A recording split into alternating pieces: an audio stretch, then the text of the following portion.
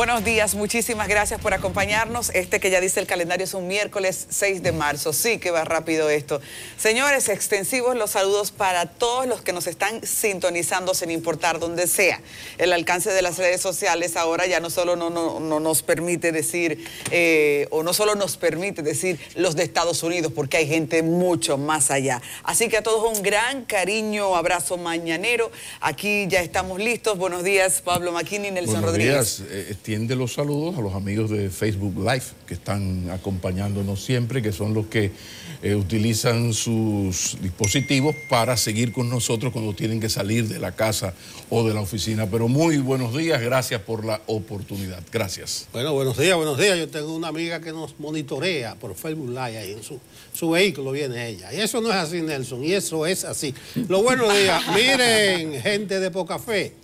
Hoy se inicia la cuaresma, el mundo católico inicia la cuaresma. Hoy es miércoles de ceniza. ¿De por qué la ceniza? Por aquello de que, hombre, ceniza eres y en ceniza te convertirás. Es bueno subrayarlo. Sí. Digo, para la humildad, ayuda mucho. No, claro que sí, exactamente. Para allá vamos todos. Ahí la tradición, los 40 días que terminan pero hoy es el que Jueves no se come Santo. Carne. Hoy no se come carne ni el viernes. No, porque hoy ni el viernes se come carne. Digo, la tradición. Que ser pobre tiene una ventaja. Es que no, el pobre que nunca come carne y no tiene que sacrificarse por nada. No, y después de ahí sucesivamente todos los viernes. No, pero los pobres a veces se imaginan que comen carne. Recuérdense aquella comedia de Freddy Veragoy, porque no había nada, y le dijo, mujer, mátame esa berenjenita. Y Nelson, que hay gente que nada más come carne en estadísticas.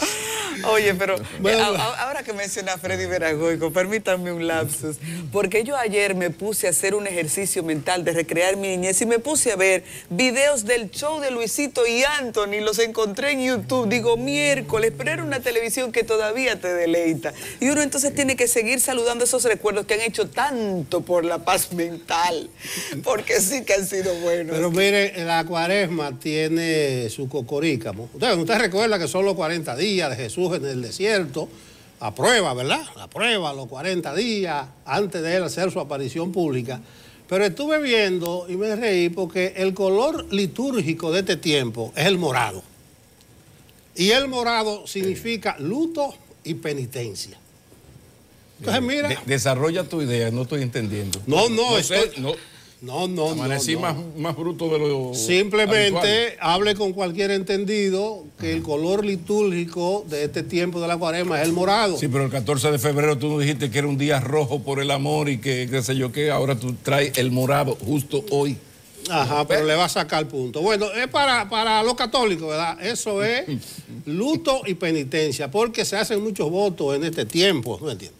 Entonces, en ese sentido, hoy se inicia la cuaresma, que es lo que quiero decir, lo que pasa que me dispersa, miércoles de ceniza, y hay muchas cosas ligadas a esta tradición católica que finalizan los 40 días el Jueves Santo. La Semana Santa, Jueves Santo es 18 de abril, atención, y Viernes Santo 19 de abril. La verdad es que a quien le ha iniciado la cuaresma no solamente es al mundo católico, sino es a la Procuraduría General de la República y al sistema de administración de justicia, porque ya se sabía de los problemas de desconfianza, de falta de credibilidad del ciudadano hacia la justicia en sentido más general, hacia las instituciones básicas de la democracia, pero entonces éramos muchos éramos, y parió la abuela.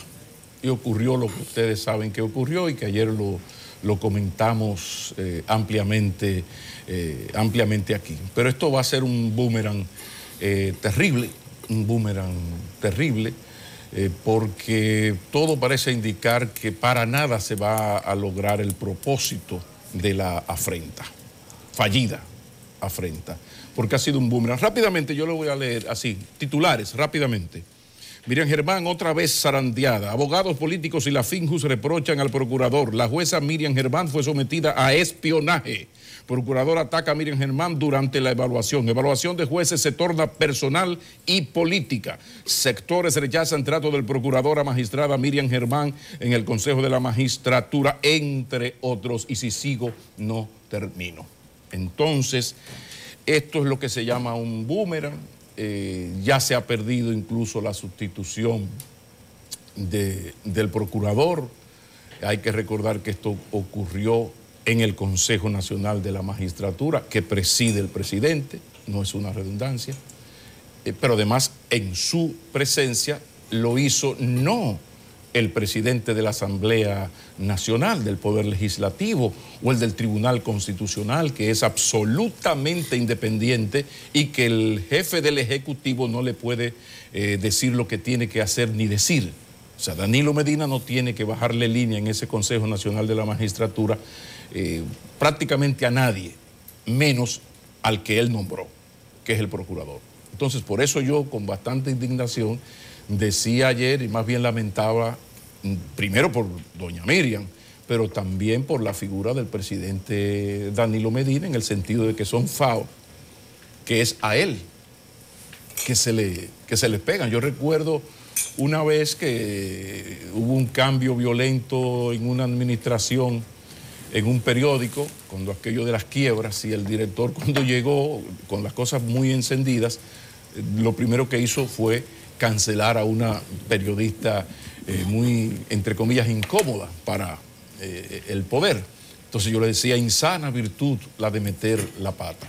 En este caso, se han iniciado estos días de cuaresma para el sistema de administración de justicia y especialmente para el procurador, porque esto pica y se extiende y posiblemente sea un gran boomerang, algo que se devuelve, que tú quieres, lo lanzas para golpear a alguien, pero se devuelve y te golpea a ti, porque habrá que estar atentos, Ya la magistrada Germán dijo que sí, que ella va a continuar, y ahora se han dado muchísimas explicaciones, pero además vamos a ver si ese Consejo Nacional de la Magistratura, luego de lo ocurrido, luego de la afrenta, luego de este espionaje vulgar, inédito en la vida institucional dominicana contra una magistrada jueza, vamos a ver si después de todo esto, los muy señores del Consejo Nacional de la Magistratura van a sacar a esa señora magistrada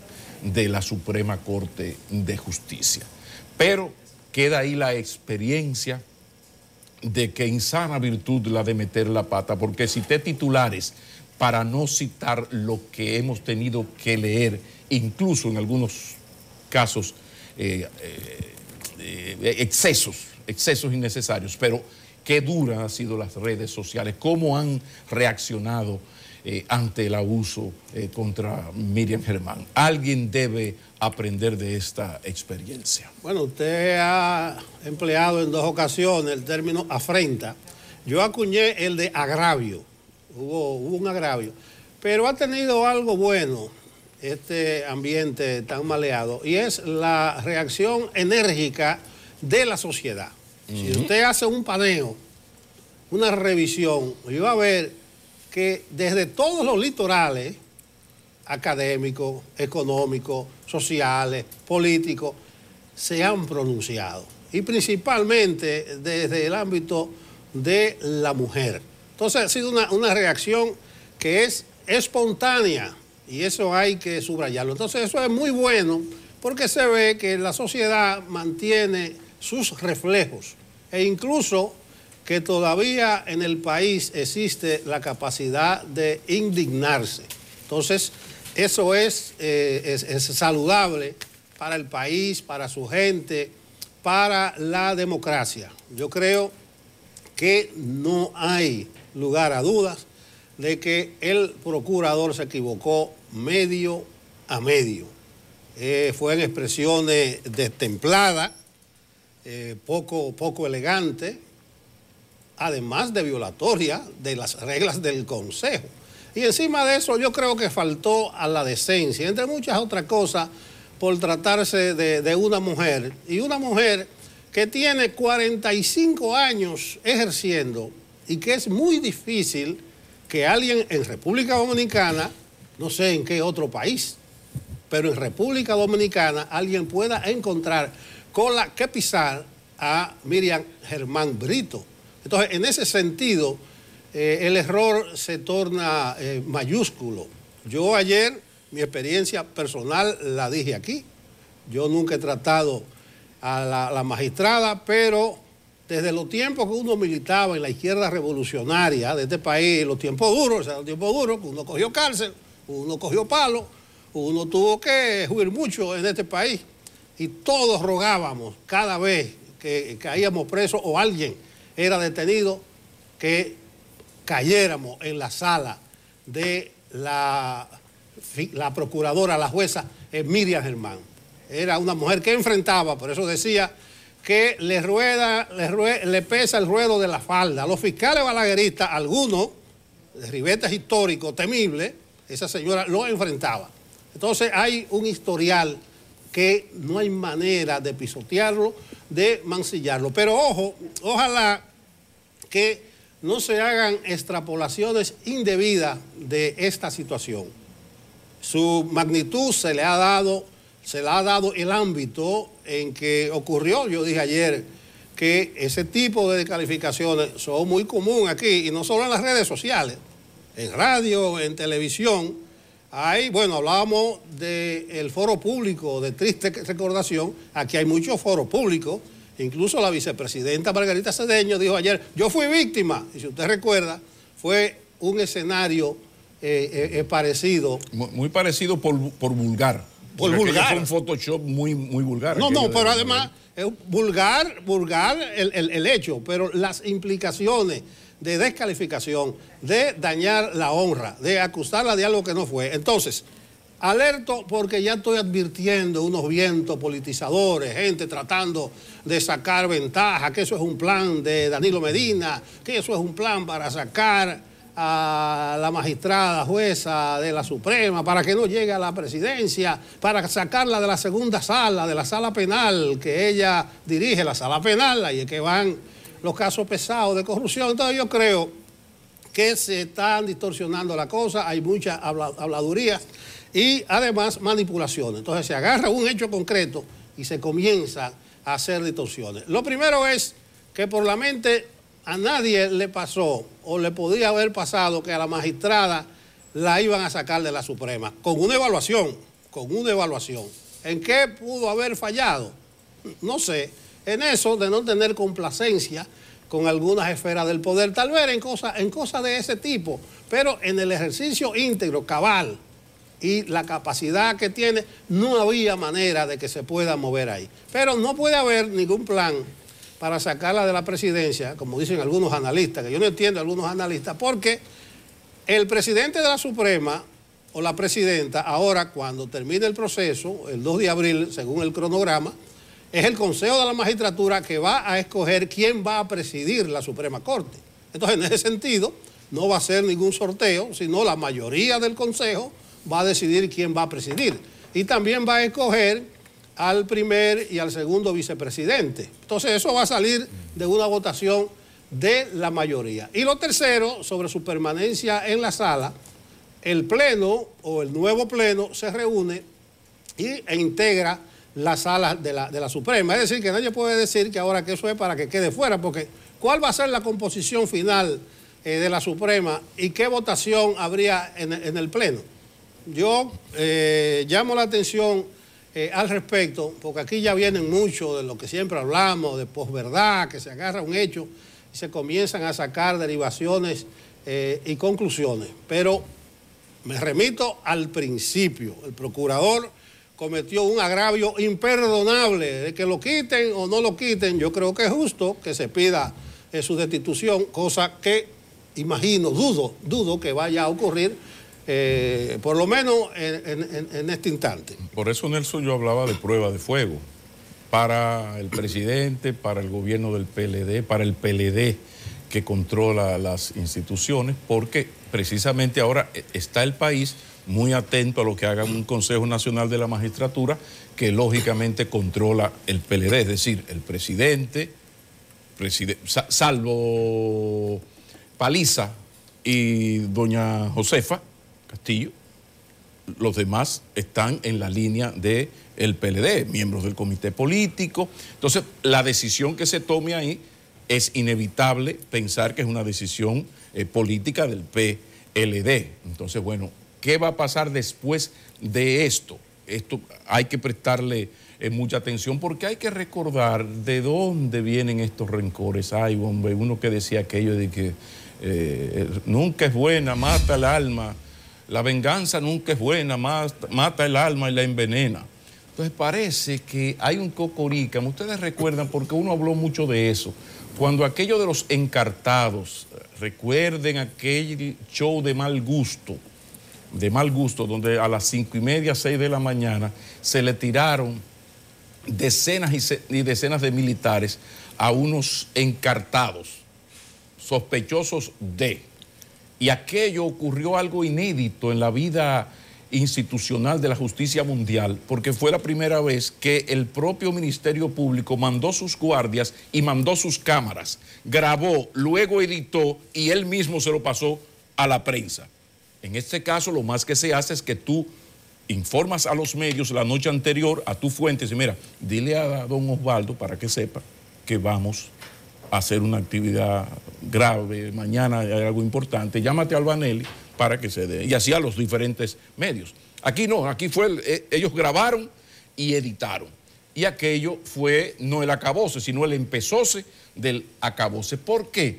Bueno, porque entre otras cosas, lo que uno comentó y sospechaba fue doña Miriam Germán, con su voto disidente en ese caso de Brecht, la que puso el cherry en el caramelo, cuando dijo, mire, es que esto está muy mal, yo doy mi voto disidente porque aquí todo lo que se está haciendo es en base a lo que dijeron unos señores en Brasil, a partir de aquello del voto, ¿cómo se llama?, de delación premiada, es decir, que a usted lo atrapan y le dice, mira, si tú comienzas a hablarme de este tema, te puedes enfriar conmigo. Vamos a hablar. Entonces esta gente dijo lo que quiso. A partir de lo que esos señores dijeron, el Ministerio Público, no sé si fue un error o fue deliberado, pues hizo aquello. ¿Qué pasó con aquello? Bueno, que cuando fueron a la hora de la verdad, hoy, ¿dónde está la cuenta de 350 millones de dólares que uno tenía en Europa? No hay cuenta. Sí, pero en base a eso fue que usted le hizo esa afrenta, porque ni siquiera fue que lo mandó a buscar. Mire, yo quiero que usted venga a las 8 de la mañana, que yo tengo cosas que conversar con usted. Y si yo considero que debo dejarlo preso, lo debo dejar preso. O sea, ¿por qué usted me explica este asunto que ni con los narcotraficantes se hace? ¿Por qué? Bueno, porque se quería hacer el show y por eso yo dije en ese momento que atención, que cuidado, que muy posiblemente ese va a ser el único show y la única condena que se le va a hacer a posibles culpables de todo esto. Además de que se aplica muy bien aquello de que ni son todos los que están, ni están todos los que son. Pero donde viene el problema es de ese voto disidente que le dio la calidad de una jurista, de la experiencia y de las luces y del prestigio de Miriam Germán a lo que muchos estábamos sospechando. Espérate, tú no me puedes hacer lo que hiciste en base a lo que dijo un señor en Brasil, que ahora resulta que ni siquiera el mismo ministerio ha desestimado traerlos para acá, que era algo elemental. Si tú elaboraste tu expediente en base a lo que dijo Juancito Pérez Vidal, el Vasconcelos, ahora recuerdo el apellido, es uno de ellos allá en Brasil, lo menos que se puede esperar es que tú lo traigas para que él confronte, porque su palabra no es palabra de Dios. Entonces, ese voto disidente fue terrible, porque a partir de las palabras de doña Miriam Germán, ya esto pasó de ser la opinión de un señor que está aquí todos los días, en un programa aquí en Sol, donde sea, trabajando. Este es nuestro trabajo. No. Fue doña Miriam que lo dijo, y bien sustentado jurídicamente. Ese es el precio que ella está pagando. Y yo termino recordando eso, que la venganza nunca es buena, mata el alma y la envenena. Lo interesante es que de suerte ha encontrado quien defienda socialmente lo que ella está representando, porque doña Miriam, como tú has dicho, se la jugó, y jugársela en una sociedad en la que hay muchos poderes enfrentados tiene efectos secundarios. Yo quiero agregar que hay posiciones en las que la gente no solo se está jugando su nombre en lo inmediato, sino también la credibilidad de las instituciones. Nosotros cada vez, en una era en la que el tema corrupción es de dominio, de recurrencia en los reclamos de la sociedad, tenemos que vigilar cómo actúa la Procuraduría, y yo creo que lo tiene muy claro también el Procurador.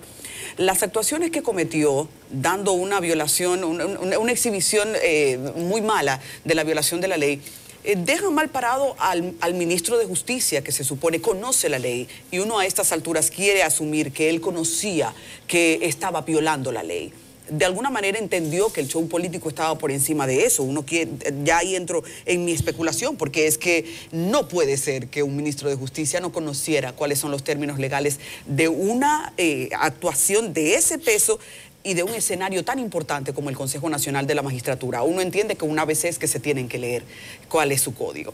Y ahora entonces dejar mal parado no solo su persona, sino también la institución que representa, porque va arrastrando la falta de credibilidad. Yo creo que eso hay que cuidarlo con mucho celo en estos tiempos, porque el tema de credibilidad en la impartición de justicia es muy, muy importante para una sociedad que tiene como recurso prácticamente único la justicia ante sus conflictos. No, buen punto. Es la credibilidad de la justicia lo que también está en juego, porque ¿qué es lo que sucede?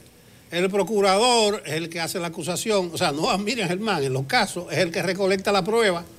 Entonces, ¿qué es lo que dice la gente? Ven acá, así es que se recolectan la prueba, con acechanza, con alevosía, estudiando de manera particular cómo afectar. Entonces la gente lo lleva a eso, a cualquier caso en específico. Esta es la segunda parte de la crítica de Miriam Germán, que fue esa, pero con relación a los encartados.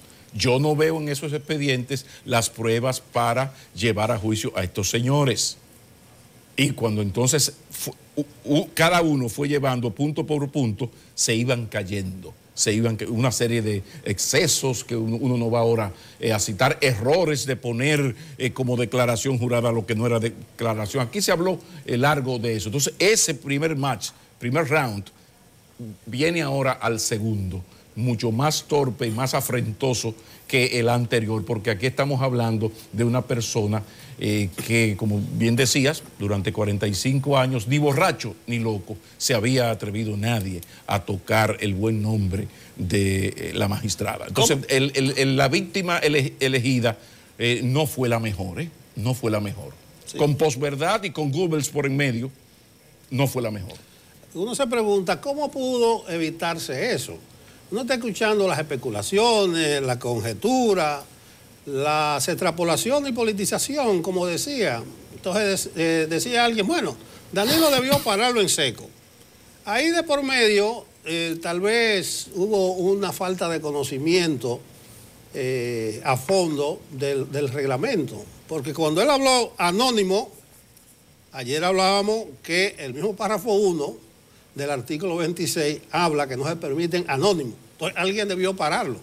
Pero si no fue Danilo, pudo hacerlo cualquier otro. Y decir, no, pero espérese, magistrado, eso no va. Eso obedece a una etapa anterior, ¿entiende? Entonces, debió evitarse, por eso yo concluía mi intervención de ayer, preguntándome por qué ocurrió eso. Porque a veces uno no cree en la casualidad, en la chepa, ese tipo de la cosas. reacción cuando el señor admite el sistema de espionaje. O sea, cuando el señor al leer todo esto, le presenta al país que se le montó un servicio de callesaje a la jueza y no hubo una reacción, porque ahí la reacción, como tú bien dices, primero lo del reglamento, sí, perdón, Rodríguez, espérate, que recuerda que aquí, artículo 26, CISO 2, dice la. O sea, primero, pero el segundo también fue ese. Cuando yo admito que entonces fue grabado el señor chofer de que llegó, entonces luego fue grabado cuando salió y se entregó un paquete, una cosa como si fuera droga. O sea, y este equipo, entonces luego llegó allá la Lincoln con 27 a reunirse, oigan esto, a reunirse secretamente. En la Lincoln con 27, en la cafetería del Supermercado Nacional. Sí, pero la grabaron. Entonces, todo esto debió provocar una reacción y ahí exculpo yo más al presidente, que no tiene por qué tener fresca en la memoria el reglamento porque él es el no abogado. Ahora, y a Camacho también lo saco, pero ahí creo que los demás se dejaron meter ese gol. Ojalá que haya sido eso. Sí, miren, un desliz, ojalá. Miren una diferencia de por qué hubo, ¿cómo es que dicen los abogados? Premeditación, alevosía, acechanza. A otro de los jueces evaluados se le preguntó por un apartamento, por su apartamento, y él explicó que él vendió su casa, que cogió un préstamo en el banco de reservas, ese fue el banco que mencionó, que sé yo qué, sencillo. O sea, porque es justo, o sea, no es que a la magistrada Miriam Germán no podían preguntarle, no. Señores, pero no hay algo tan malo que no nos deje ver algo bueno. La capacidad que tienen de investigar si les da la gana. Ojalá entonces ese servicio de inteligencia funcione para todo. Yo creo que por ahí hay una exhibición de que hay capacidad de trabajo si se quiere. Ay, hombre, pero llegó al punto de que la exhibición ha sido de mal gusto y ha dejado mal parado al ministro de Justicia, porque si lo hizo porque no conocía el reglamento, lo deja mal parado. Y si lo conocía y lo hizo de todas maneras con un interés específico, de todas maneras está mal parado. Pero yo Así creo que podemos situación? pasar, Adis, Nelson, a una buena, porque uno pelea muchísimo aquí, protesta mucho por la necesidad de un uso racional de los recursos del Estado, de las instituciones, y sobre todo por la transparencia, que es el primer paso para evitar la corrupción, sumado a esto lo del régimen de consecuencias. Entonces, en el Ayuntamiento del Distrito Nacional está ocurriendo desde hace unos 16 meses algo sumamente interesante, y fue un convenio, un acuerdo que firmó el Ayuntamiento del Distrito, la Alcaldía, con el Programa de las Naciones Unidas para el Desarrollo, para que fuera el PNUD y no personal del Ayuntamiento el que se encargara de todo lo que tiene que ver con compras y licitaciones. Señores, esas son palabras mayores, porque donde está la naiboa para la vagabundería, dije la naiboa para la vagabundería en las instituciones, es por ahí. E incluso hay un acto de corrupción socialmente aceptado aquí, que es el asunto del 10%. De eso no se habla mucho, pero eso es socialmente, pónganle las comillas que ustedes quieran, aceptado lo del 10%.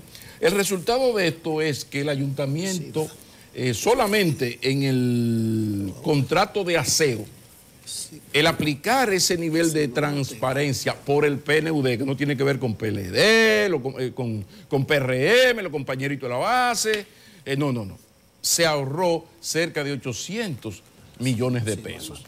Entonces, como uno vive peleándose con la clase política y sobre todo la que está en el Estado y sus diferentes instituciones, incluido el PRM como parte de la partidocracia, que tiene una cuota de poder, porque el PRM tiene ayuntamientos, tiene legisladores y tiene otras cosas. Entonces es parte de todo esto. Entonces, qué bueno que David Collado haya tenido la feliz idea, que debería ser replicada, porque habla muy bien de un funcionario que llega y de manera espontánea dice, no, este boroneo que me podría a mí servir para ser más rico de lo que ya es alguien, para que me financie una posible campaña en el 20 o en el 24, porque el 10% de varios miles de millones es todo el dinero del mundo.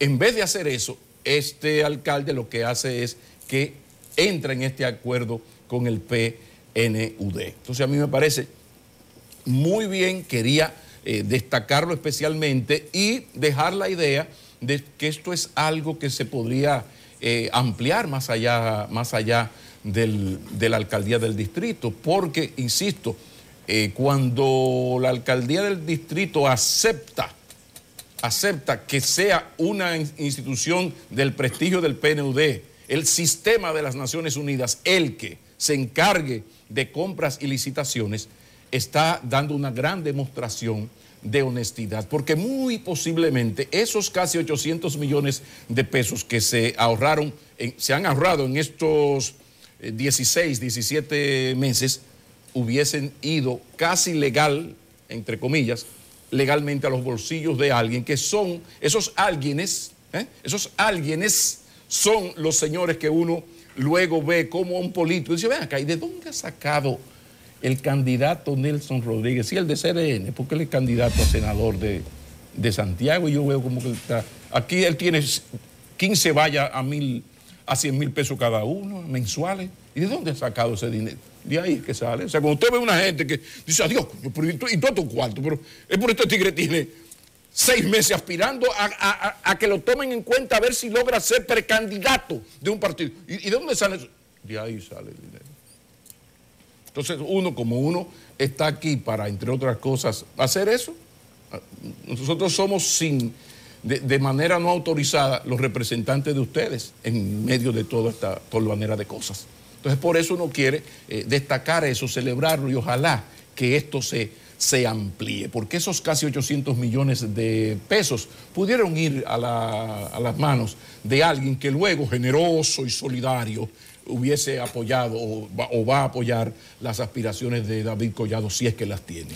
Pero déjame abultarte la cartera, porque todos esos recursos lo están invirtiendo aspirantes, o sea que no son ni precandidatos ni candidatos, es aspirante a precandidato, y si son precandidatos después van a ser candidatos, es decir que el dinero hay que multiplicarlo por 3. Y me llama la atención, los jóvenes empresarios, ellos están muy animosos y quieren contribuir. Ellos están haciendo una serie de diálogos, dicen con los precandidatos. No, Ángel, no hay precandidatos, esos son aspirantes.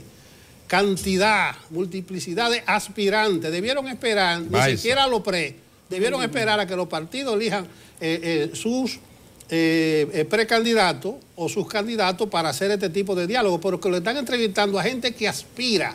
Y aquí hay gente que mientras respire y aspire, va a estar aspirando. Y el problema terrible de nosotros es el asunto de que usted no debe insistir tanto en aspirar si usted no es aspirado. Y no hablo solo del PLD, aquí hay gente que te habla con una suficiencia, con un poder, que cuando ha ido a un proceso electoral no ha llegado a 0.2. Sí. 0.2. Yo decía en plan gadejo hace poco, en plan gadejo, medio en broma, medio en serio, como un muchachito que no tenía nada que hacer y bueno, él le ha dado por ser político, se llama Karim, una cosa de esa. Sí. Él dijo que quería ser alcalde, fue, compró una candidatura, un partido, una cosa y se lanzó.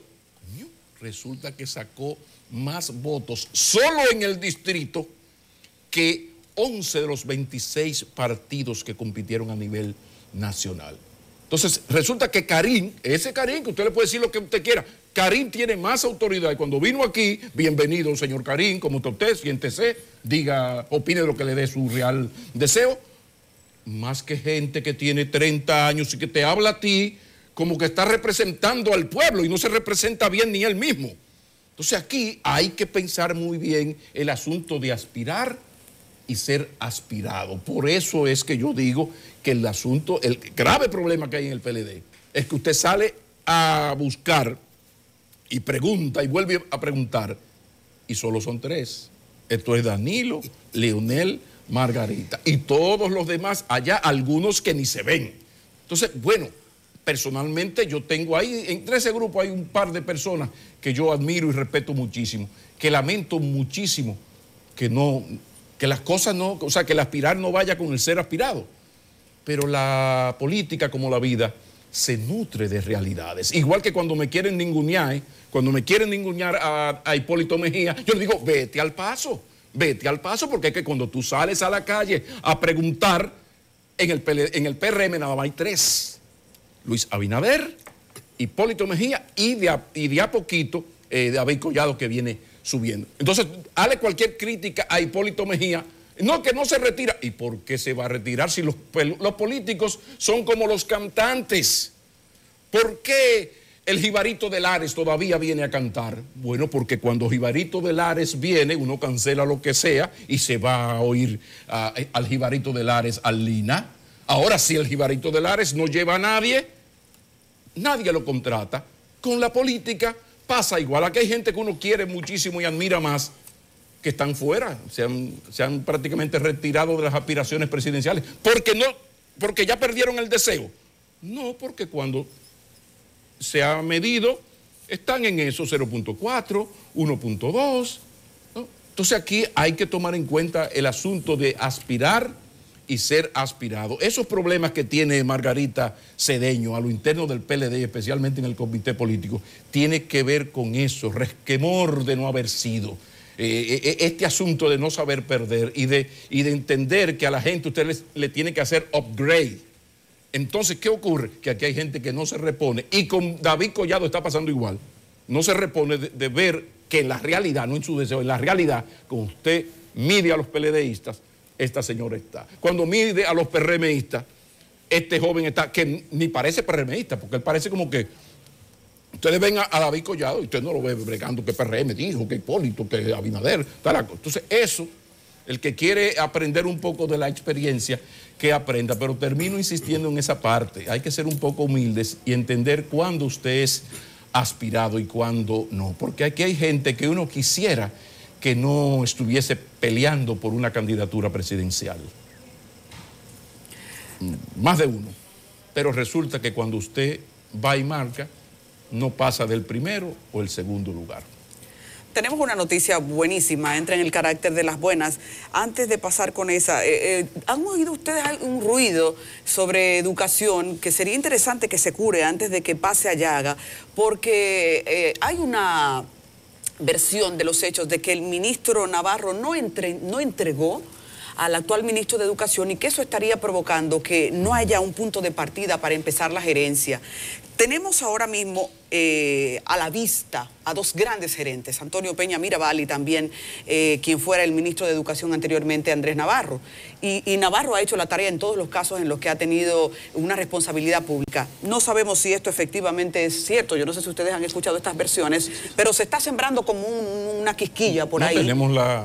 Solamente está la noticia en los diarios. Y pero sería tú importante. No tienes más información. No tengo más versión, por eso es una cartera que es tan importante seguirla llevando en paz. Los conflictos de educación siempre han sido de afuera, nunca de dentro, y yo pienso que curarlos a tiempo tiene un gran valor para una sociedad que apuesta a que eso siga dando resultados. La versión que yo tengo, parece que el ministro actual fue a un programa de televisión ayer o antes de ayer, y efectivamente dijo que Navarro no le entregó, no le dejó nada, y dio notaciones de que hay por abajo una surrapa. Ahí viene y que él fue, él fue viceministro administrativo durante 4 años y Navarro prescindió de su servicio. Entonces parece que hay un chisme grande de por medio, pero el ministro sí dijo, y eso lo pude leer, que no le entregaron, ni nadie lo recibió, y además él canceló a todo el mundo, recursos humanos, administrativos, financieros, es decir, que tiene su andamiaje. Pero buen tema para seguirle sacando punta. Señores, y ustedes vieron la del Aeropuerto Internacional del Cibao. Yo pienso que hay que seguir apostando a que las empresas dominicanas se enrusten en eso de ser medioambientalmente sostenibles. Le han dado una acreditación especial. Oh, sí, a Pablo le gusta, yo trato esos temas y mando saludos. Una acreditación porque se colocó en el nivel 2 de reducción de dióxido de carbono.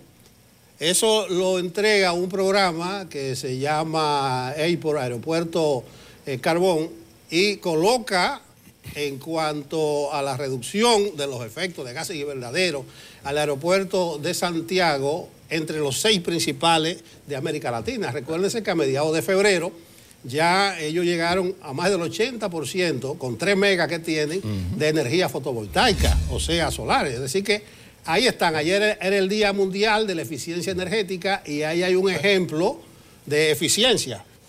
No es obligado, o sea, pero si tú no quieres mencionarlo, lo menciono yo a coro con Adi, que estamos de acuerdo. O sea, darle un saludo al ingeniero Félix García, ya que tú te noto como que no diste vuelta, entonces los afectos están por aquí. Allá. Bueno, un saludo a Felito García. A Felito. Le gusta echarle cosas a uno. No, el ingeniero Felito García. Oye, esto. Ay, señores. Tema importante es el que viene. Pablo dice que solo le puede decir Pablito Pablito, aquel que nació en Baní, que fue de su infancia, Claro. así que nosotros no nos podemos anotar, pero cuando nosotros le queremos echar aquello también es Pablito. Señores, la verdad es que hay que saludar que en República Dominicana las empresas sientan el ánimo de ese valor agregado, porque ese valor agregado es un servicio que los cosechamos todos y que comienza a crear niveles de competitividad con las empresas de fuera. Y esta internacionalización también de los servicios tiene que provocar que nosotros nos superemos no con el de al lado, sino también con el de fuera. Esas son palabras mayores. Así que saludos especiales al aeropuerto Cibao, a su gerencia, al ingeniero García y a toda la familia. Que Nelson no lo iba a saludar, fuimos tú y yo que nos pusimos en eso. Señor Pedro Luis Castellanos es el señor de César Diablo. ¿Cuántos temas importantes? Porque esto de las ARS, qué cosa, qué desinquieto, en el campo se dice así, qué desinquieto que son esos muchachos de la ARS.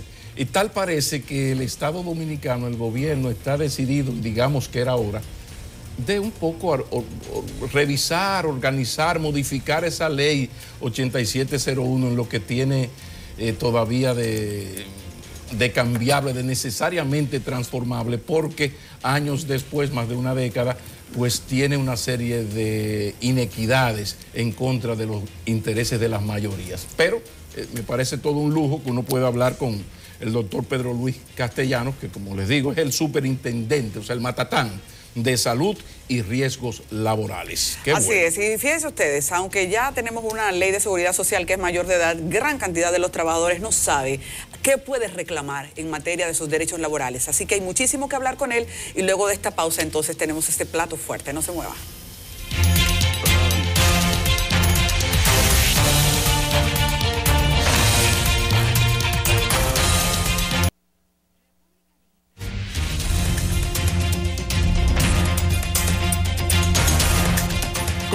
Continuamos en Enfoque Matinal y damos la bienvenida al señor Superintendente de Salud y Riesgos Laborales. Con nosotros el doctor Pedro Luis Castellanos. Muy buenos días, mi señor. Buen día, gracias por esta nueva oportunidad. Que por favor le vamos a pedir, si es posible, que utilicemos un par de minutos en explicar de la manera más didáctica posible qué es eso de CISALRID. O sea, de qué se ocupa, en qué consiste el trabajo de la superintendencia, por favor. Sí, primero, la superintendencia es un órgano del Estado. Eso es lo primero que hay que entender. Es un órgano público, no es un órgano privado. Como tal está obligado a cumplir las leyes, a regirse por las leyes, etc. En segundo lugar, es un órgano del sistema de seguridad social. O sea, dentro del sistema de seguridad social es un órgano del Estado que cumple algunas funciones. Una función es de supervisión, monitoreo, etcétera, de los diferentes actores en función de que cumplan las leyes, los reglamentos, etcétera. Eso hace que tenga una función también de defensa de los afiliados. Los afiliados presentan sus quejas, reclamaciones a través de la DIDA o algunos van directamente a la institución y se procesan hasta que se da una última solución. Y hay también una función de auxiliar técnico del Consejo. Es un órgano predominantemente técnico. La Superintendencia de Salud y Riesgos Laborales es un órgano predominantemente técnico. En general es un personal de alta calificación técnica en su campo cada uno y cumple una función de apoyo técnico al Consejo en los procesos de decisión. Con mucha frecuencia el Consejo nos envía consultas, solicitudes de demandas que tenemos que suplir técnicamente.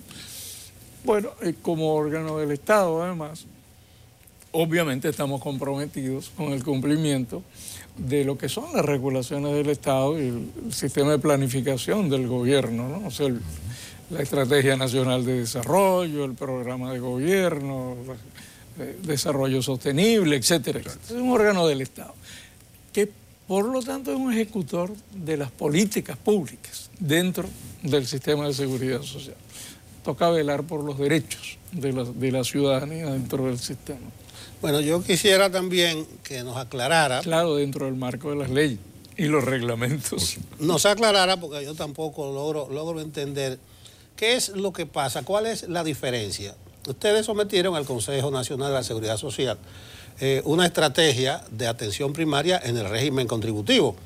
Uno dice, bueno, atención primaria, eso es garantizarle al paciente atención inmediata y de calidad.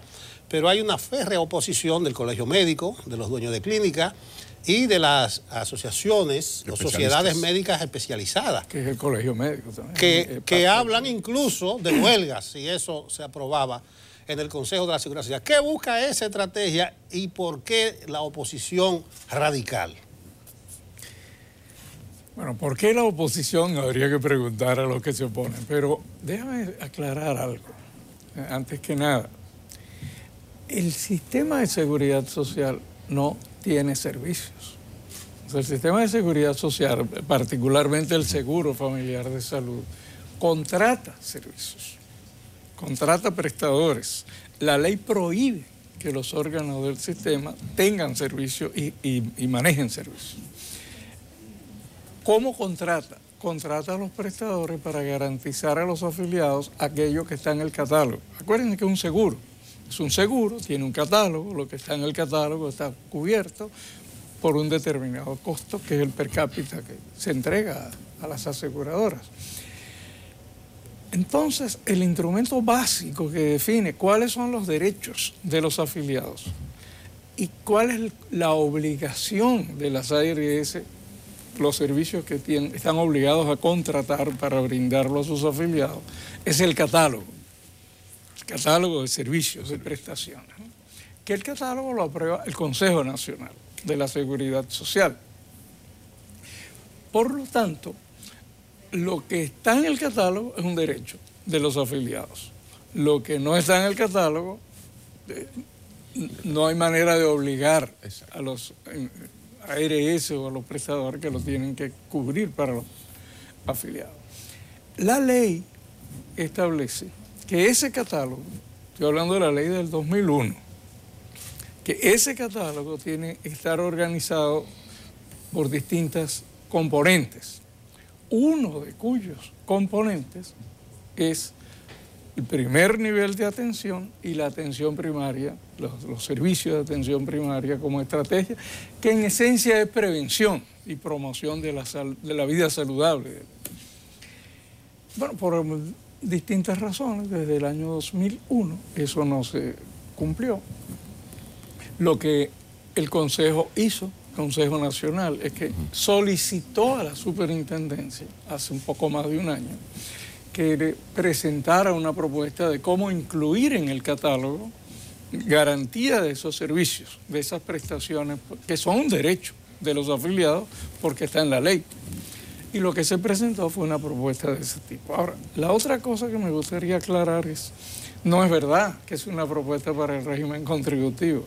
Eso es parte o de confusión, de mala información o por alguna otra explicación. Pero bueno, es no que es una lucha de intereses. no es tengo una propuesta para el régimen contributivo, es una propuesta para el seguro familiar de salud, es decir, como derecho de todos los afiliados. La ley dice, independientemente del régimen al cual estén afiliados y de su capacidad de pago. Eso lo dice la ley. O sea, nosotros tenemos 7.8 millones de personas afiliadas en el Seguro Familiar de Salud. Ese 7.8 millones de personas tienen derecho a que su seguro de salud le garantice las intervenciones de prevención, la promoción de salud, la atención garantizada, por ejemplo, de los hipertensos, de los diabéticos, de los problemas básicos de salud, sin que le cobren copago, sin que haya tope, incluyendo los medicamentos, incluyendo los exámenes de laboratorio. Ahora, a muchos nos llama la atención esto de la ley aprobada en el 2001, desde el 2002 está tratando de aplicarse, es decir, vamos a dejarlo en 2002 para no discutir por Chele, es una ley de 17 años, cójalo 16 para negociar. Entonces, en 16 años uno ve que lo único que ha funcionado fuerte, rápidamente, es los contenidos de esa ley que beneficia al sector patronal, al prestador de servicio, o sea, entonces, cada vez que hay algo que beneficia al pueblo, a ese 7.8, da una lucha. Por ejemplo, me llamó la atención que la CISALRIL está promoviendo el diálogo con las ARS, pero está promoviendo el diálogo para que ellos cumplan con una sentencia definitiva del Tribunal Constitucional, que llegó ya a lo último, el Tribunal Constitucional, y le dijo, no, la ley dice del 2001 que los empleados públicos pertenecen a SENASA. O sea, en 16 años. Entonces, al fin llegó al Tribunal Constitucional. Adiós. Y todavía está la CISALRIL llamando al diálogo. Vamos a ver, es como que yo llame a Magín Díaz a ver si nos ponemos de acuerdo. Porque ese $1.000.000, Magín, vamos a conversar. No, Magín, somos amigos, pero me parte en dos. Hablemos de eso. No, fíjate, Pablo, ahí pasa algo similar con lo de atención primaria. En el año 2007 comenzó el régimen contributivo. O sea, la ley es del 2001. Hasta el 2007 solo funcionó en salud el régimen subsidiado. En el 2007 comenzó el régimen contributivo. Y comenzó sobre la base de un acuerdo. Yo lo recuerdo muy bien porque yo estaba ahí y soy de los firmantes de ese acuerdo. Ya estaba ahí. Sí. Se firmó en la Pucamaima con el presidente de la época como testigo, etcétera, etcétera. Ese acuerdo hizo posible que se iniciara el régimen contributivo al siguiente año, en el 2007.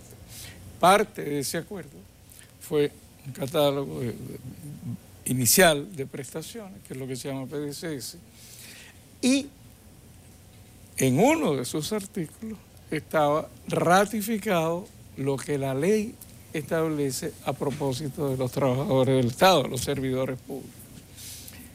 No obstante, una vez que el Consejo Nacional acogió los acuerdos y los convirtió en regla para el sistema, hubo ante el sistema judicial distintos tipos de iniciativas de distintos sectores.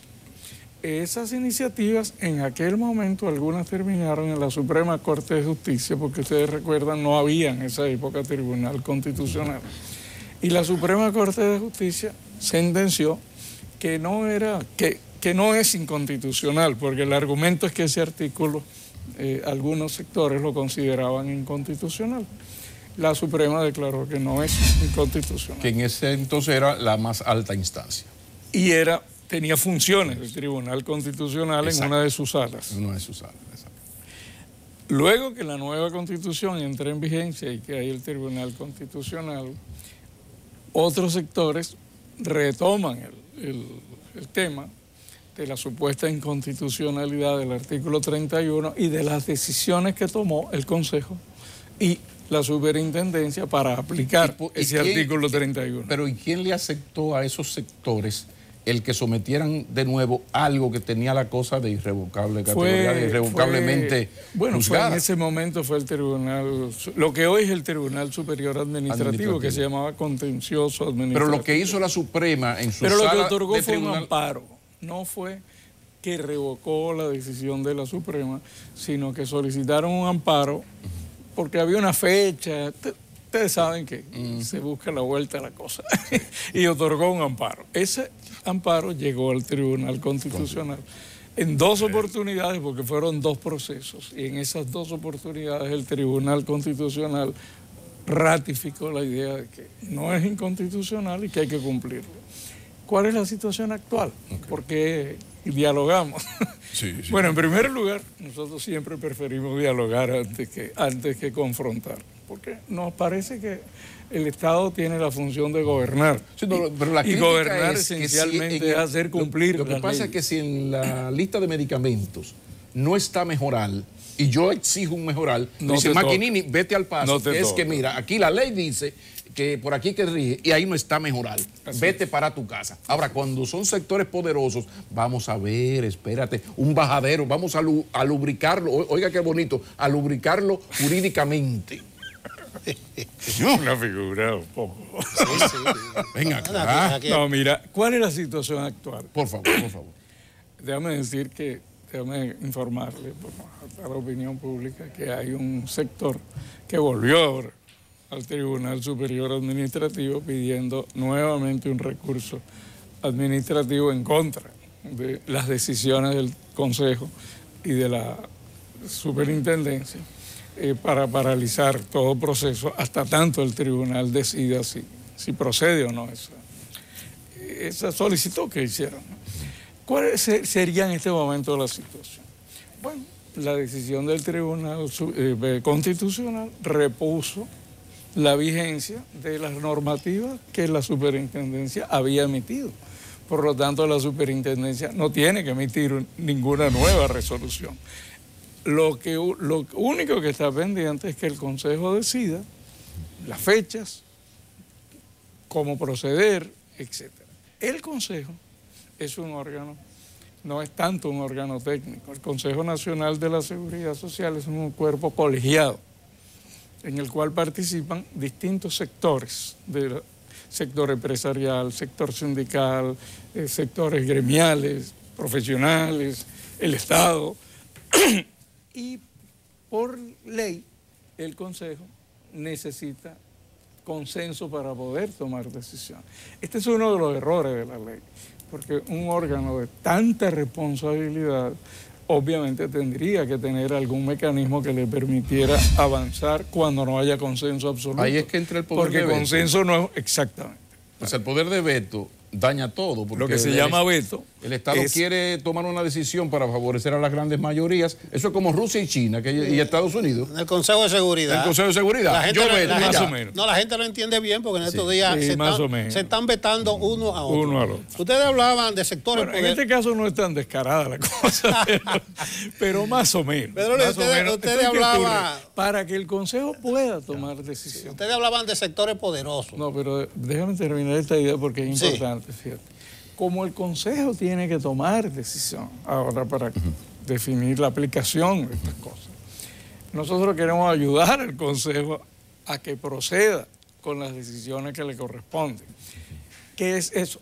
Explicar a todos los sectores que conforman el Consejo cuál es la situación, explicarle la importancia que eso tiene, cuáles son las implicaciones, para ayudar a que el Consejo alcance los consensos necesarios y se pueda adoptar una decisión. Ya la superintendencia no tiene que emitir otra resolución, porque lo que decidió el tribunal es que esas resoluciones están vigentes y por lo tanto están vigentes desde el 2012 que fueron emitidas. Claro que obviamente hay que actuar con prudencia, porque desde el 2007 hasta el 2019 han transcurrido 12 años. En esos 12 años hay personas, trabajadores, servidores públicos, que por distintas razones están en ARS privadas. También hay parejas que uno de ellos trabaja en el Estado, otro trabaja en una institución privada.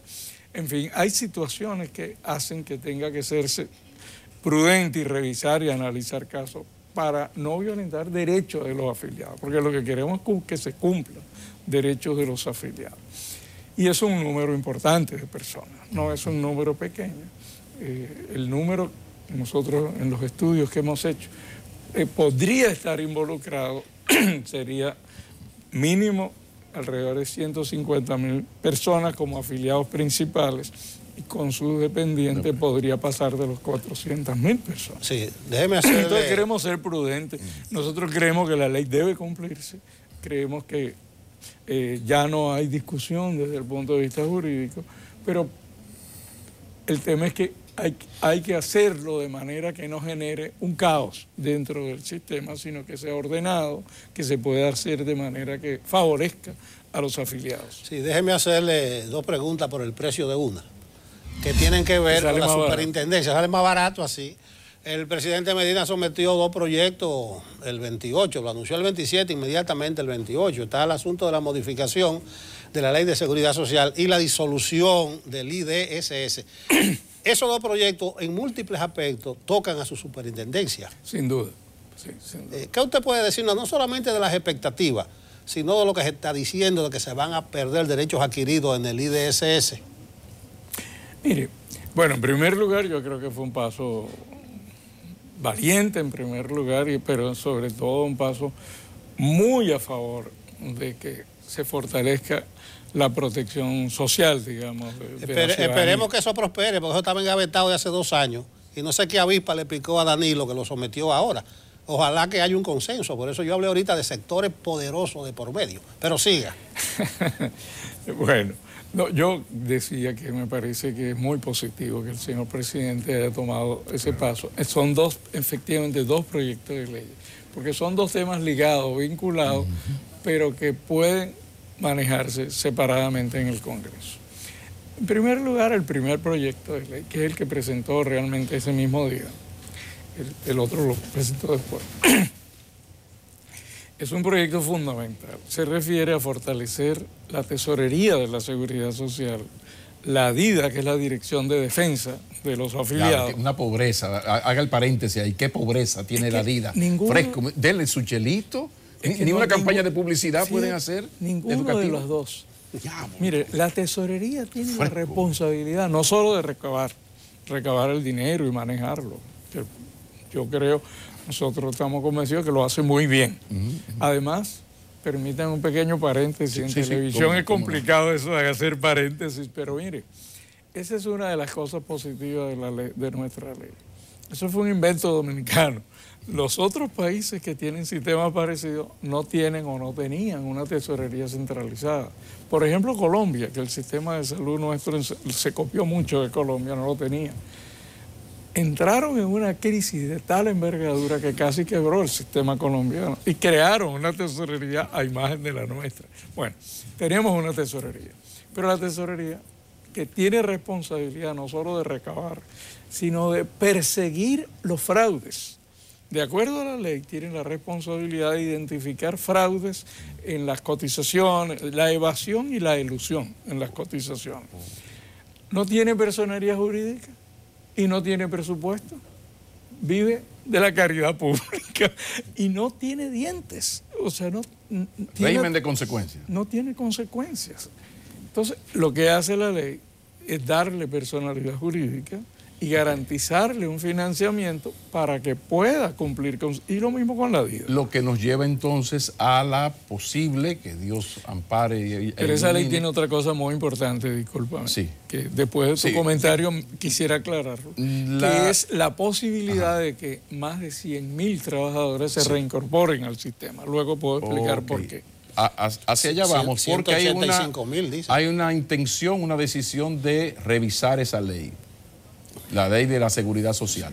Entonces, ¿es posible que en esa revisión eso incluya el asunto del veto, que ha sido el gran freno para hacer más justo todo el sistema, o barbaridades, yo no sé si tiene poder para eso, o barbaridades como la terrible pobreza de DIDA? Se supone que la DIDA debería ser una chulería con 10.000 teléfonos que yo llame y me manden, como hace la DGI, que le manda una muchacha bonita a uno, entregarle el marbete a su casa. O sea, de repente la DIDA, que es donde está la información, donde yo pido una información, me dice, no, usted sí puede. Eso es una ARS tal que lo está haciendo incorrectamente.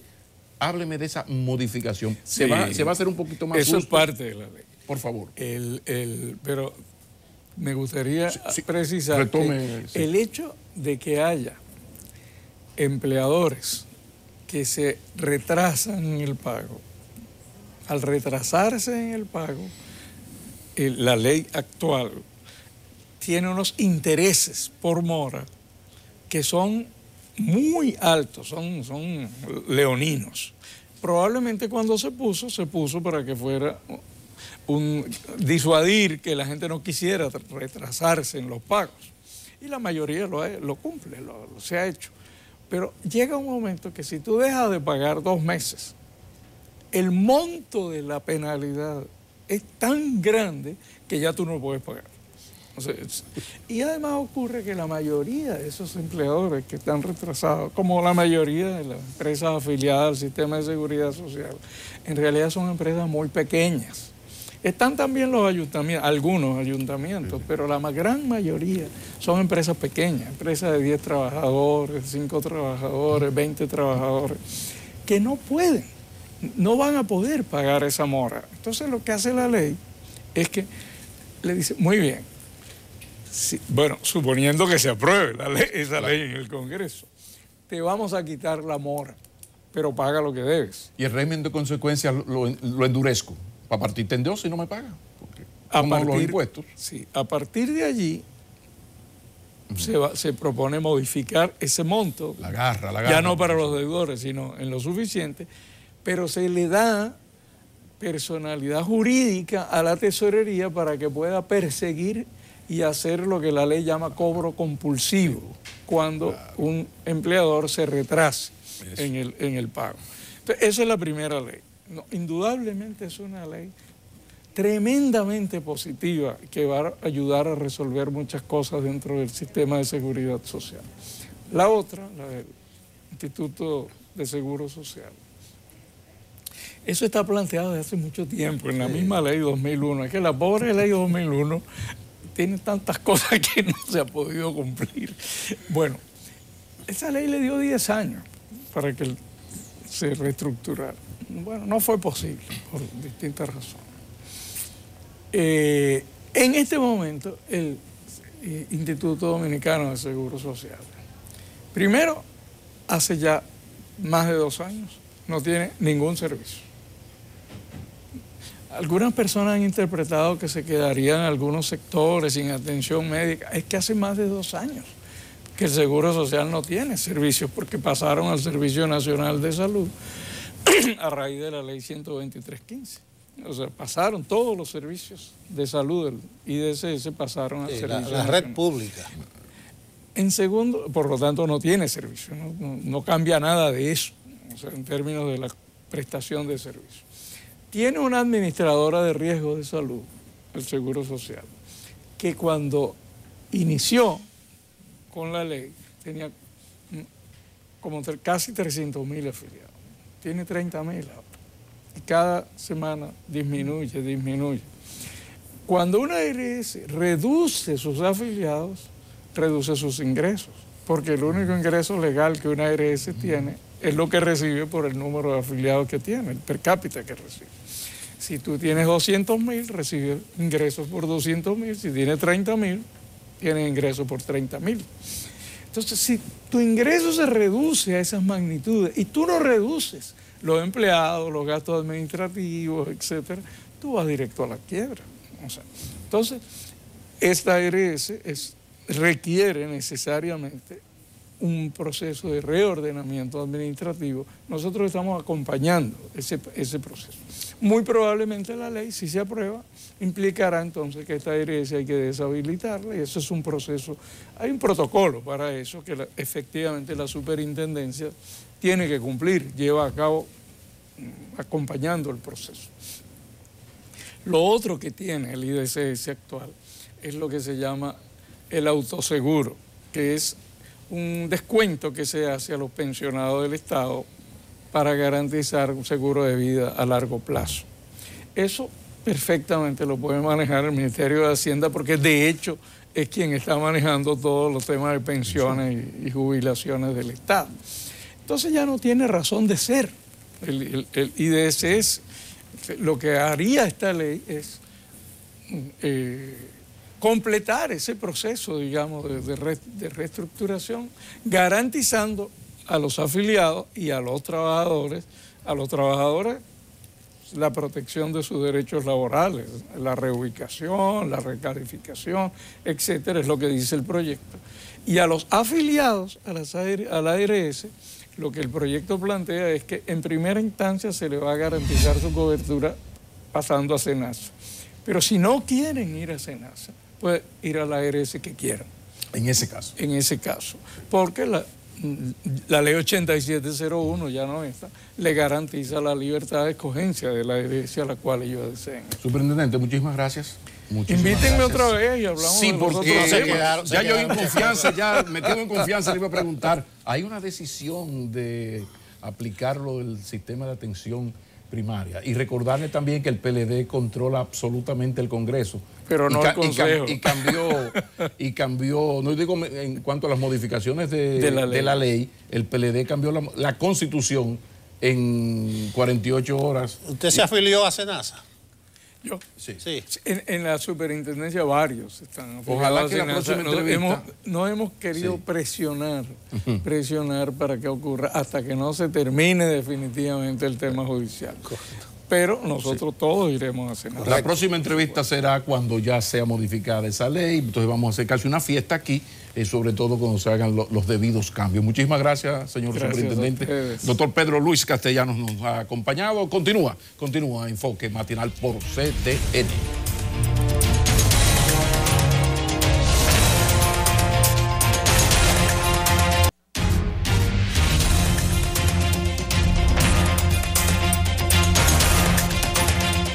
Los buenos días aquí en Enfoque Matinal. Ahora vamos a hablar del semáforo de las noticias. No se vuele ninguna de las luces porque eso puede traer infracciones y no la podrá la DGCET. Las cosechará usted mismo si no está suficientemente actualizado. ¿Cuál es la noticia que cae en luz roja para este día? Fíjense ustedes, saludos especiales a marzo que ya ha arrancado, pero hay que destacar que es el mes de la rehabilitación y al mismo tiempo es el mes dedicado a la mujer, que ahí a la vuelta de la esquina ya el día 8 traerá mucho de qué hablar. Es un tema todavía muy vivo en una sociedad que está haciendo la adaptación de la inclusión. Y lo hemos elegido como una luz roja a propósito de la gravedad que representa, que según la encuesta en hogar, 7% de los dominicanos sufre algún tipo de discapacidad. Eso es equivalente a por lo menos 708.597 dominicanos. De esos, 48.3% son mujeres. Estos datos nos sirven para poder saber cuál es el impacto real de la noticia que da Rehabilitación, que al conmemorar su mes dice: qué pena que la mujer dominicana afectada por algún tipo de discapacidad padece del incumplimiento de la ley. Se refieren, cuando hablan de la ley, a la ley 5-13 sobre rehabilitación, en la que se supone el tema de la inclusión es vital. Tenemos a una población afectada casi en mayoría por la falta de empleo y la falta de acceso a los servicios de salud. Eso por lo menos para hablar de dos temas prioritarios que tienen que ser naturalmente resueltos. Y créanme, saludarlas en un mes en el que la mujer está peleando la igualdad es un tema que tiene que ser visibilizado por las autoridades. La ley no consigue ser parte de la vida diaria de un país a menos que se disponga cómo será cumplida. Leyes tenemos muchísimas, así que saludar a la gente de Rehabilitación que en ese esfuerzo día a día de visibilizar su población nos recuerdan este mal y nosotros se los recordamos a ustedes hoy junto a las autoridades también, reclamando que este espacio encuentre su sitio. ¿Cuál es la noticia amarilla para hoy? Ay, señores. Y miren estas imágenes que hablan solas. Si hay una guerra que en muchas comunidades se siente perdida, es la de luchar con los negocios o con los establecimientos de alguna manera que hacen ruidos e intranquilizan a la gente. Los ruidos no solo quitan la tranquilidad, sino también son muy perjuiciosos para la salud, son perniciosos para la salud.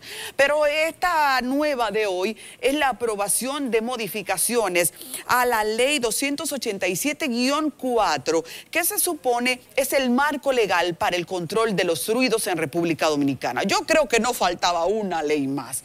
La hemos colocado en amarillo por la alerta que significa para una sociedad que está atenta, para ver si se resuelve un problema tan elemental como la paz de la gente, sin importar que viva en un barrio, en un sector de clase media, que viva al lado de una escuela, que viva al lado de una iglesia o que viva al lado de un sitio que por necesidad o por la naturaleza de sus actividades provoque ruidos. Hacer los ruidos es algo que necesita ser controlado, porque de otra manera entonces se cae en el irrespeto a la ley. Y ese desorden que en muchos ámbitos reina necesita encontrar un stop. Ahora estamos esperando porque el presidente promulgue esta ley. Recuerden, estamos hablando de las adaptaciones a la ley 287-04, les dije, para la prevención y limitaciones de ruidos. Ya la ley de medio ambiente en sí daba facultades suficientes para el control de los ruidos. ¿Por qué o por quién estamos esperando? Eso uno no lo sabe. Lo que sí es cierto es que la gente está esperando que el tema de los ruidos no le provoque no poder dormir, porque mañana hay que trabajar, o quiero descansar porque me lo merezco y estoy en casa. ¿Qué haremos con estos nuevos instrumentos? Que se cumplan, que papá Dios bendiga y que no se multiplique el mal. Vamos a la luz verde para este día. Y de luz verde justamente vamos a hablar de lo que ha dicho el Servicio Nacional de Salud. Recuerden que en los últimos años venimos presentando la gravedad de las cifras de muertes neonatales. Las diferentes gestiones, tanto de salud pública como del Servicio Nacional de Salud, han prometido trabajar para que esto se mejore, pero no hemos podido ver cambios significativos. El informe que ha dado el Servicio Nacional de Salud destaca que el 29.7% de las muertes se han logrado disminuir, comparando las muertes que hubo en enero del 2018 y las que se han presentado en enero del 2019. Será importante ver los indicadores de cada mes y no solamente comparar un año de por medio, que es suficiente como para poder estar atentos a los números. Los indicadores cada mes nos van diciendo a qué se debió el progreso, si es un pico circunstancial o no. Lo que sí nosotros tenemos que prestar atención es a que pueda ser una constante esa disminución. Si se trata de que en meses tenemos picos, hay que ver cuándo el factor ha sido humano, cuándo el factor ha sido desembarazada, que siempre se ha dicho, llega ahí sin haber tenido una revisión durante el lapsus de crecimiento de su bebé.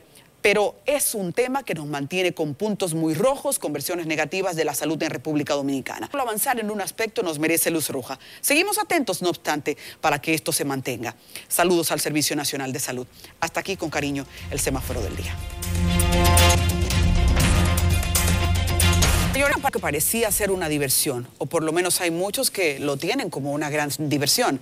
El conflicto se ha armado cuando de repente una reciente ley dispone que la juca es ilegal, que consumirla es ilegal, y por eso se dispone que todos los establecimientos que ahora comercializan juca sean eliminados en el mercado dominicano. Parecería que se regó el demonio. Y definitivamente salieron sus defensores. Pero vamos a profundizar ahora mismo de cuál es la realidad respecto al tema salud, que podemos hacer vínculos para el provecho de ustedes. Porque yo pienso que hay realidades de las que hay que hablar para que la gente entienda este contexto. Así que vamos allá, porque queremos saludar tempranito a nuestro invitado para el tema, el Gregorio Hernández, quien es un especialista oncólogo, para quien este tema es para que la conoce muy bien. Chicos, vamos a poner días. Buen día. Realmente soy cirujano torácico, pero bueno. Sí, porque la persona ha asociado a la juca como algo que es ecológico, que es natural, que no es dañino. Y en muchos casos la persona lo utiliza sin tomar prioridad realmente debiera. Yo creo que sí debiéramos realizar en vista de que de que esto es aproximadamente inhalar 100 cigarrillos en una relación de... En España se han hecho estudios donde lo que llaman es que el grupo susceptible es comprendido entre personas de 15 a 28 años, o sea, una joven que no tiene idea prácticamente del daño que está. Solamente hablamos de lo que sea una probabilidad de cáncer de pulmón que está dentro de los factores de riesgo, sino también de enfermedad pulmonar obstructiva crónica y también de lo que serían infecciones debido al uso que le da de estos elementos. Wow, eso es gravísimo. Durante mucho tiempo se ha vinculado el cigarrillo al pulmón y a otras enfermedades, pero a largo plazo. Entonces, que una sesión de juca equivale a estos cigarrillos, las enfermedades que toca cosecharse más rápido. ¿Qué tanto? Bueno, el tiempo establecido no te lo podría mencionar porque no tenemos estudios. Pero el desgaste de una persona que consume juca, ¿se puede medir de una manera rápida? Sí. ¿Se lee? O sea, puede pasar que un paciente que esté en uso continuo de juca, un deprimento de su función pulmonar en cuestión de meses o años, y para eso tenemos lo que serían las pruebas pulmonares dentro de la espirometría, que va a medir lo que son la capacidad y los volúmenes que tiene la persona. En las personas normales esto no hay ninguna alteración, pero en las personas que suelen utilizar ya sea cigarrillo por larga data, o en este caso lo que sería la juca o el cigarrillo electrónico, esto en un tiempo menor puede hacer daño en lo que sería la pequeña vía aérea y producir una enfermedad pulmonar obstructiva crónica. Durante mucho tiempo hemos escuchado y hemos dado por sabido, porque la ciencia sí lo dice, que quien está al lado de un fumador es tan pasible de enfermarse como el fumador mismo. ¿Cómo funciona para la gente que está en un establecimiento cerrado en donde hay un consumo de juca? Sí, de hecho, mira, la CHES en Estados Unidos hizo un estudio sobre lo que serían los fumadores pasivos, básicamente femeninas, pero también vale para los hombres. Y sí, personas que están al lado pueden sufrir tanto de lo que es enfermedad pulmonar obstructiva crónica como cáncer. Y tan afectado como, o más afectado que el que está utilizando el aparato. Entonces, por eso se debería regularizar el uso en locales cerrados y se debería regular un cierto número de exposición a lo que sería la juca. Lamentablemente en nuestro país no tenemos esa regularización. En Europa se está luchando por hacer la regularización en vista al daño a futuro que puede significar el uso indiscriminado de lo que sería el cigarrillo electrónico. No obstante, no es prohibido. Lo más que la ley está obligando es a que se informe que es pernicioso para la salud. En el tema de la juca se ha sido más drástico. ¿Cómo usted como especialista lo interpreta? La ley, el servicio, vamos a decir, el sistema jurídico está siendo sano en comparación con cómo se está llevando el tema con los demás países. ¿Es normal esto, una prohibición absoluta? Bueno, mira, la prohibición absoluta yo no estaría de acuerdo en la prohibición absoluta, pero sí se informa a la persona. Yo siempre estoy de acuerdo con la educación. O sea, educar a las personas sobre el riesgo que implica. Inhalar juca, las personas siempre han sabido que inhalar cigarrillo porque está en lo que serían las advertencias. Tú tienes metales pesados, tienes nicotina, tiene una serie de componentes que contiene el cigarrillo, que lo ideal sería que a la persona que va a inhalar juca se le comunique y que ya cada persona sea consciente del riesgo que toma cada vez que hace una sesión de esta. ¿Cuáles son? Mencionan nicotina y ahora metales pesados. ¿Cuáles son esos componentes en sí que tiene la juca que son tan dañinos? Mira, ¿podríamos hacer un extenso de sí, esto? dentro de ellos puede citarse níquel, puede citarse lo que sería el plomo inclusive, pero plomo, eso ya, pues estamos hablando de palabras mayores. Pero eso va a depender de con qué se prepara. Cada uno de los diferentes preparaciones que se contiene diferentes cosas. O sea, inclusive se hacen... se utilizan algo que sería como vainilla, capuchino, para saborizar. Y el problema es que la población tiene la falsa creencia que como pasa a través de agua, se filtra. O sea, si tú tomas, por ejemplo, que nosotros tomamos agua de la llave, si tú no filtras esa agua de la llave, esa agua no está potable. Igual, el pasar por este cúmulo de agua, el humo, no hace que sea menos dañino, sino que simple y llanamente lo que está es concentrando el vapor. Ok, entonces hablábamos de plomo. Plomo y níquel. El plomo básicamente podría hacer daño a nivel hepático, el níquel a nivel de la piel, la nicotina que es altamente adictiva, en algunos casos también contiene nicotina. Los preparados va a depender del preparado que se utilice. Y una pregunta de base sería, ¿hasta qué punto esto, que ya es una adicción, porque un cigarrillo te va afectando poco a poco, pero cuando tú comienzas con una dosis alta, tal como los medicamentos, entonces tú te estás preparando para una dosis mayor. El cuerpo va generando una sensibilidad versus insensibilidad que genera que tú tengas que satisfacerlo con una dosis mayor luego. Sí. ¿Podríamos estar hablando de un primer paso para el uso de drogas? Bueno, no sé qué decirte en ese sentido porque tendríamos que hacer una investigación de campo en cuanto a los jóvenes que la están utilizando, pero sí realmente hay la oportunidad de que cuando tú tomas algo y la vuelves algo ya parte de tu vida, que cada vez le necesitas más, como tú bien dices, sí puede en algún momento